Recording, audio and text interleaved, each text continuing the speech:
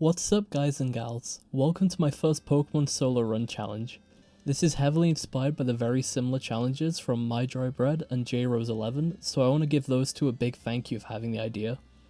I will be using only a Shellos because it and Gastrodon are the cutest Gen 4 evolution line, and I think Water Ground should be a really interesting type to do one of these challenges for, as it has a really good matchup throughout most of Sinnoh. However, I expect that Gardenia and possibly Cynthia will be very hard.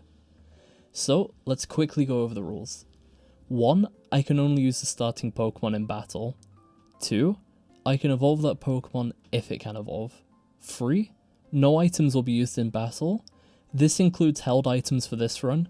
What would you guys think about changing this in future? Should they be allowed or not? 4. Other Pokemon may be caught for HMs. And 5. In unavoidable double battles, the HM Pokemon will attack Gastrodon and not the opponent's Pokemon. I think there's only 2 of these in the game. Shellos and Gastrodon are both on the tanky side, which should help us take a hit, and with their respectable attack stats they should be able to deal quite a bit in return. However, these good stats come at the cost of horrible speed. I expect most Pokemon will outspeed us, even with a level advantage. This makes the longer Pokemon battles harder, as we'll end up taking some damage, even if we one-shot the Pokemon. However, the learn set of Gastrodon is fantastic. It is able to learn very high base power stab moves such as Surf and Earthquake. It also gets access to great Ice, Rock and Poison coverage moves, so I should be able to do super effective damage in almost all the later battles. Finally, the greatest asset that Gastrodon comes with is learning Recover. Having access to a Self-Heal is huge, especially for such an already bulky Pokemon. If I have real trouble with a fight, Recover can single-handedly make Toxic Stall a viable strat. Big thank you to anyone watching, I really hope you enjoy. Without any further delay, let's get into the run. I start the game off and I name myself ... As a child, I always thought it was funny when the other character tried to talk with mine but ended up saying nothing. What did you guys use to name yourself when you played through Pokemon? For this run I have replaced Piplup with Shellos as they are the same type and should be the hardest challenge for a Gastrodon. I get into the game, meet Professor Wright, and begin the rival fight. The first rival fight sets the tone of the run. It's a long, painful grind. We spam Mud Slap trying to end the fight as soon as possible, but due to its low power and power points, I can't deal enough damage. It also lowers the accuracy of Turtwig, which prolongs the fight even longer, all the way until Shellos can struggle its way to defeat. Fortunately, this is the only fight we can afford to lose, as this would only be winnable with 3 or more crits. On the way to Jubilife City, we meet the first major roadblock of the run, a level 5 Starly. We can't damage it until we grind out to our first water move, which is made even more tedious with the aforementioned terrible Mud Slap. We can only kill a Bidoof in about 5 hits, and the only other Pokemon we can encounter is a Starly, which we can't hit. Fortunately, we managed to grind our way out the 2 extra levels to get Water Pulse, and we finally managed to beat the second route of Sinnoh. We move on to the second rival fight. We go for the Water Pulse and the Starly uses Growl. We get the Confusion and it hits itself, finishing it off, beating the Starly while taking no damage. His Turtwig comes out and for some reason just decides to withdraw constantly against a special attacker. If anyone knows why the AI does this, please tell me. If the AI just used Tackle, they probably would have won the fight. As it is, we slowly KO the Turtwig after 8 Water Pulses. Moving on, we find a guy punching rocks in a cave. Turns out he's a gym leader, who uses rock types. Is he trying to threaten his Pokemon or something? Rock's Geodude and Onix are not much of a challenge for Shellos, both are taken out in a single Water Pulse. His Cranidos, however, outspeeds, hits Headbutt, and gets a flinch, then knocks us out. We try again, and this time the Onix hits Screech and the double defense drop lets Cranidos one-shot us with Headbutt. Third time's the charm as we get to Cranidos without a defense drop, and we don't get flinched by the Headbutt, and Water Pulse is a one-hit. For a Water type, that felt a lot harder than it should have been for a Rock type gym. From the Rock fight, Shellos learnt Hidden Power, and after a few battles I determined it was Electric type, which will be useful going forwards. Next up, it's Maz. She sends out Zubat, it uses Bite and gets the flinch. Next turn Zubat survives Hidden Power, with red health, it gets in another Bite and leaves us on half health as I take it out. The Perugly switches in, uses Fake Out, then scratches, leaving Shellos on only 1 HP, while Water Pulse only deals around 1/5 damage in return. Shellos is outsped and knocked out with a feint attack. Mars is probably beatable at this level with some insane confusion luck from Water Pulse, but grinding out just enough levels that Hidden Power can one-shot Zubat should make the fight way more consistent. I grind out to level 20 and try the fight again.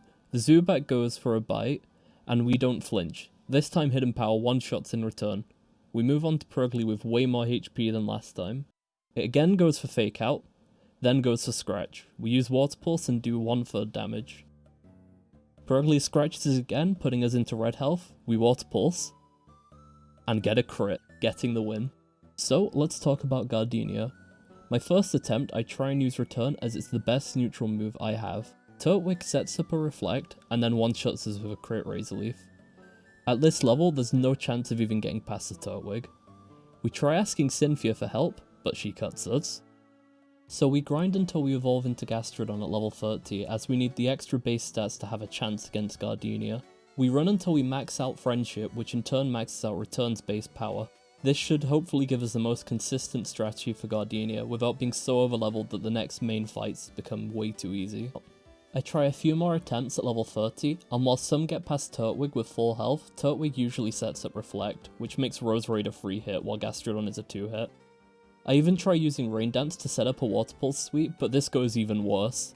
So we grind out 2 more levels and several more attempts at level 32, and finally get a successful fight. Return finally deals enough to one-shot the Turtwig and Roserade, however Roserade hits us with a Stun Spore. We get onto Cherrim with full health, and while we are slow, we hit much harder. Return puts Cherrim on a sliver of health, so Gardenia goes for the potion next turn. Return again leaves Cherrim on a sliver of health. Cherrim goes for the Grass Knot, and I start getting scared as the health drops really quickly. We survive on a quarter HP, thankfully don't get paralyzed, and win the fight with Return. This was one of the hardest fights of the entire run.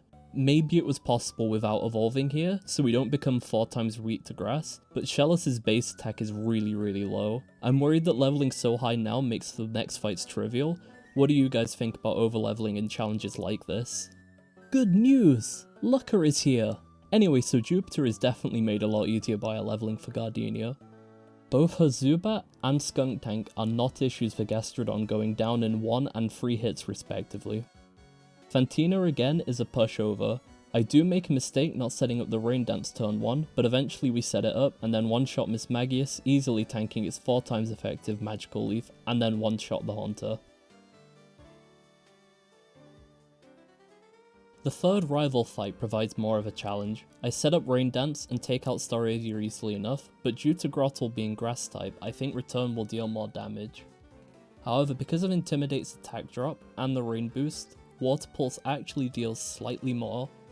In the second fight for some reason, after he sets up loads of double teams, he swaps out into Grottle and we deal half health to it with a Water Pulse.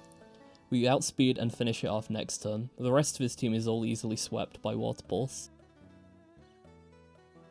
We get to Veilstone and immediately go to the department store to buy Protect and Blizzard in case we end up needing them. Maylene ends up being quite an easy fight as we beat her on the first attempt by setting up Rain and then sweeping her entire team.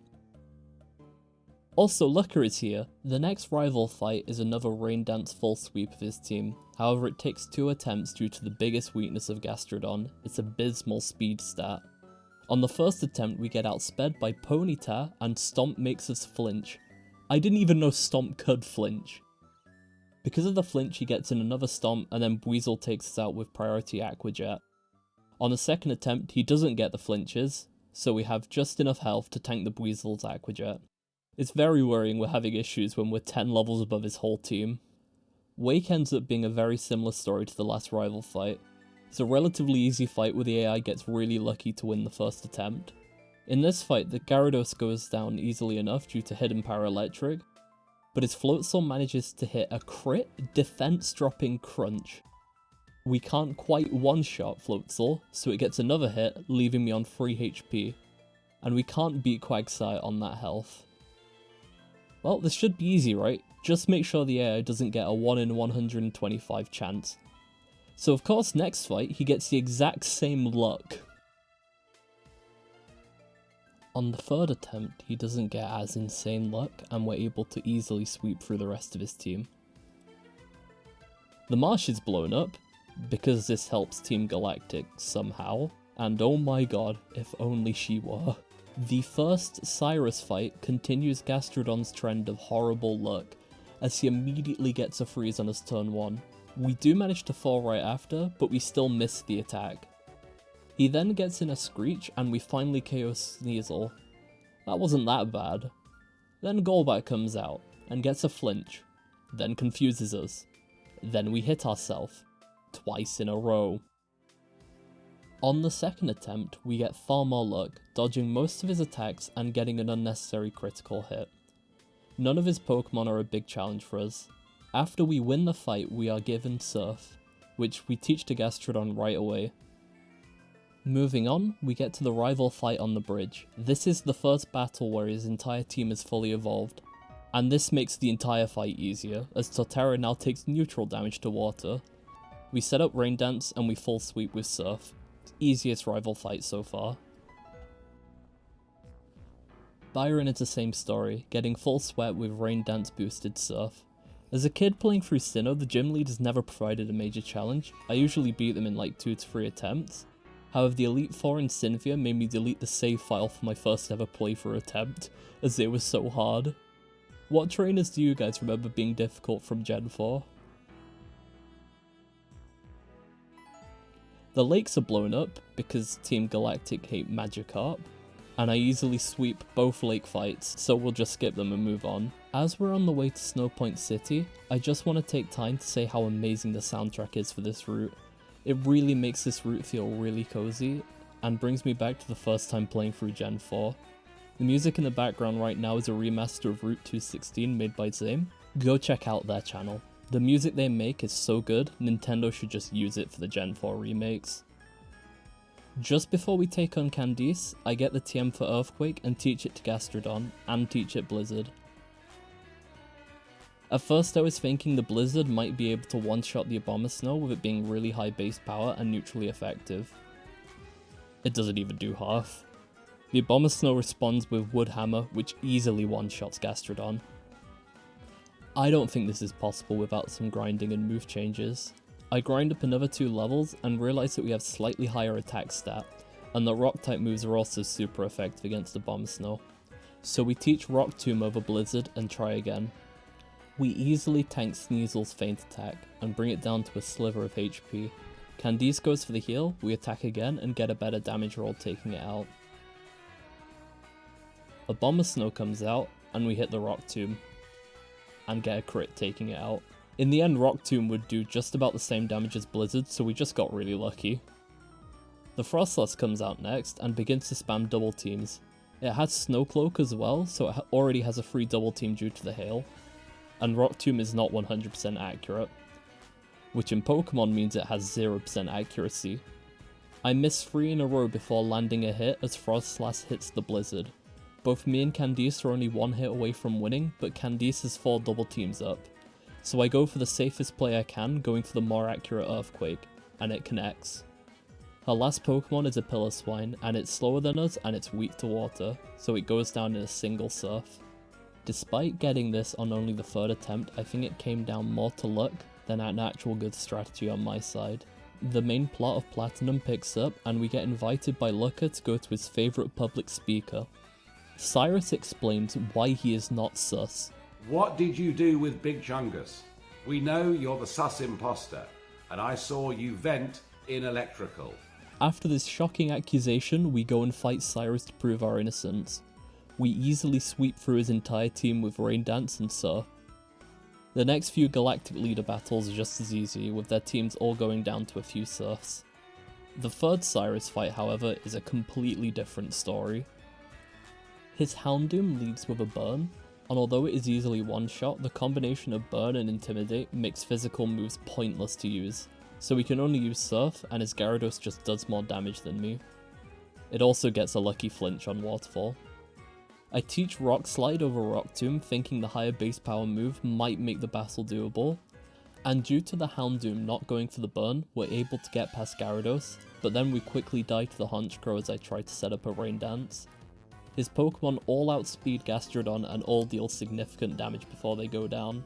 We need to set up a Rain Dance for the last half of his team as we have the attack drop from Intimidate. I try one more time and get no further. This is when I remember that Gastrodon gets Recover by level up, so we go and pick up 2 Heart Scales and teach Recover over Rain Dance and try Cyrus again.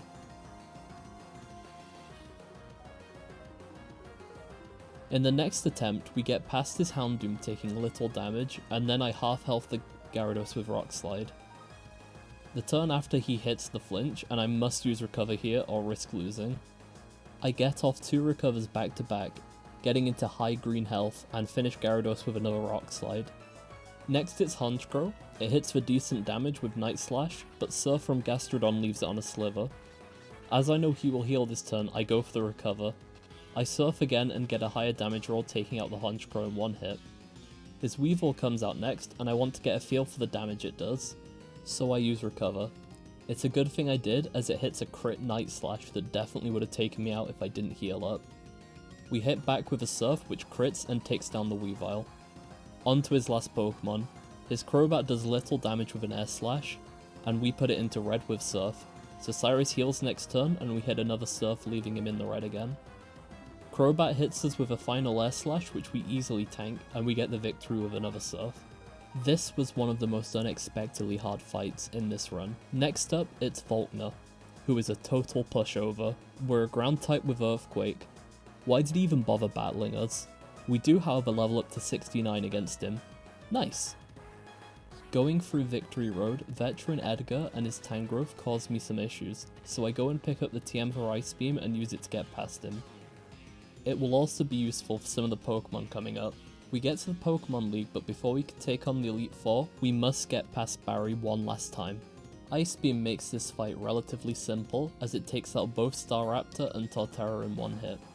Snorlax being a bit tankier goes down into Earthquakes, and then Heracross comes out, and I can't remember its type.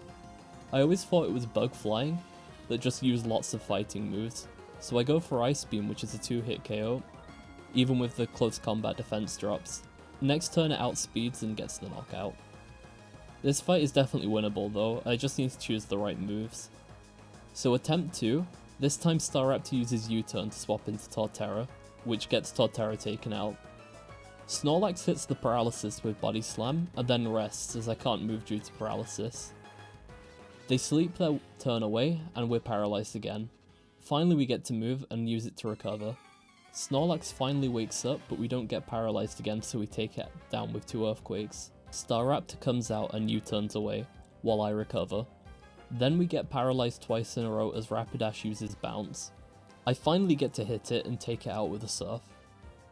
Staraptor comes out again, and leaves again. Barry is really trying to abuse Intimidate against my special attacker.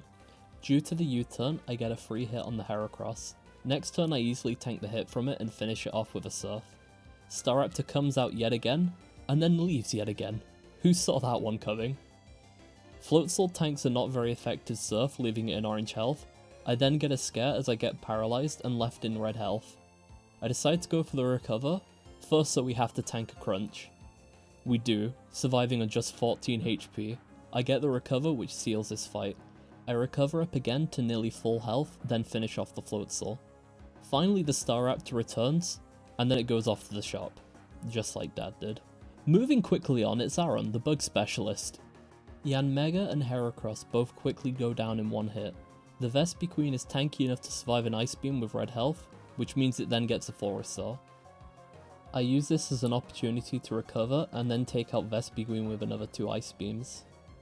Scizor comes out and only just survives an Earthquake. This means another full restore and we Earthquake again, get a better damage range, and get the one shot. Finally Drapion comes out, and it's weak to ground so it goes down in 1 Earthquake. Bug is the worst type, change my mind. Next up, it's Bertha. As Gastrodon is a water type, this is going to be easy. Whiscash? Whiscash? Whiscash? How do you even say this name? Anyway, it gets put down into red health with my first Surf and sets up a Sandstorm, which does nothing. As the fish thing is so low, it gets full restored, which means it gets taken out in 2 more turns. Gliscor comes out, barely hurts Gastrodon with an Earthquake, and I hit back with a 4 times effective Ice Beam, taking it out. The rest of Bertha's team is all outspared and one-shot with Surf. I move on to Blaine, and despite all of his Pokemon outspeeding me, not one of them can survive a single hit from Gastrodon.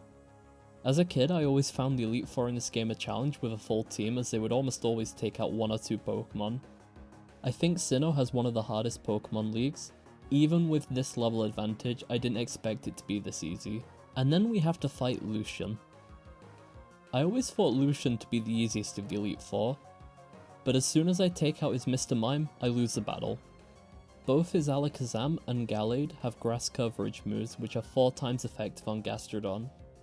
While we can tank the hit from Alakazam, the Gallade does nearly all my HP and damage and outspeeds us, so I need a different strategy. To outspeed the Gallade, I'd need to grind out to the mid-90s, but I don't want to ruin the fight with Cynthia by out-leveling her, so I'm gonna cheese the fight. I pick up Attract, Substitute, Dig, and Blizzard. I unlearn Surf and replace it with Brine, which is weaker, but I can teach TMs over Brine. I get back to Lucian with a weaker moveset with little issue. Then learn Attract and Substitute. The first attempt that gets past Gallade, I had kept Earthquake, which can't hit Bronzong. So, I go back, teach Waterfall over Earthquake, and try again. To win the battle, I need to get to Gallade with full health and a Substitute, which means getting 3 Attract turn skips in a row. This may seem unlikely, but with Recover and Substitute, there's little risk in me dying on Alakazam, so it's just a matter of time until we get good luck. I get past the Alakazam with a Substitute, Gallade outspeeds me and takes out the Substitute. I go for Attract when I should just Waterfall twice, but it pays off as the Gallade is immobilized. I sweep the rest of Lucian's team with Waterfall. Let me know in the comments what you guys think about doing strategies like Attract and Double Team. Personally, I want to avoid them, but if it means not having to grind out 10 or 20 levels, then I would rather use them. If enough of you tell me not to use them though, I'll try to avoid it in the future. In preparation for Cynthia, I teach Gastrodon Blizzard and Dig over Attract and Substitute. Time for the final trainer of the region, and the hardest champion in Pokemon. Cynthia leads with Spiritomb. It tries to hit Will-O-Wisp, which with Burn's attack drop would end the attempt. Thankfully it misses and we get to take it out with 2 Waterfalls. Then she sends out Roserade. It outspeeds and hits a Stab Energy Ball, so I need to change strategy. I saved just before I changed my moveset, just in case, so this time I keep Substitute. If I can fight Roserade with a Substitute up, Blizzard can one-shot it. After a few attempts lost due to running out of PP, I get the run. Spiritomb comes out and I go for Waterfall. I only take 44 from Dark Pulse and my substitutes have 70 HP, so I know they can take a hit.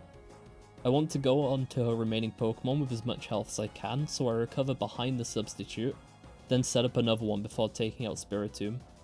I hit the Roserade with Blizzard after it takes out my substitute. Garchomp hits a Dragon Rush, dealing huge damage, but we land the Blizzard, just taking it out. I double recover on the Lucario, then try to set up a substitute for the Togekiss. The first substitute gets taken out with a crit, the second sticks however, and I start hitting Waterfalls, free hitting it. Lucario managed to take out the substitute, so I start recovering on Togekiss. I land the first Blizzard, but it manages to just survive, so it gets full restored next turn and I miss the second Blizzard.